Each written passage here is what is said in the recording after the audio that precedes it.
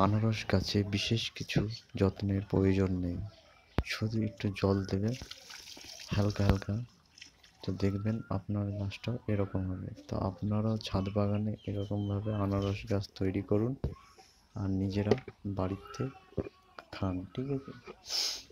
তো ফল কেনা লাগবে না, তো সামান্য পরিমাণে জল, বিশেষ কিছু পরিচর্যা লাগে না আনারস গাছ।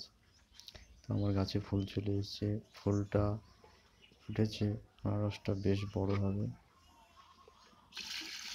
আর এইভাবে আনারস গাছে টবে ঘাস রাখুন। এখন গরমের সময় তাহলে গাছটা কী হবে, গাছটা ঠান্ডা থাকবে। তো আপনারাও এইভাবে বাড়ির ছাদ বাগানে আনারস গাছ লাগান। তো আমার আনারস গাছে ফুলের যে মাথার অংশ, এই যে এগুলো দেখছেন লাল লাল, এইগুলো সবই পাতা হয়ে যাবে। তো এই ছিল ভিডিওটা, আজকের মতো এইটুকুই।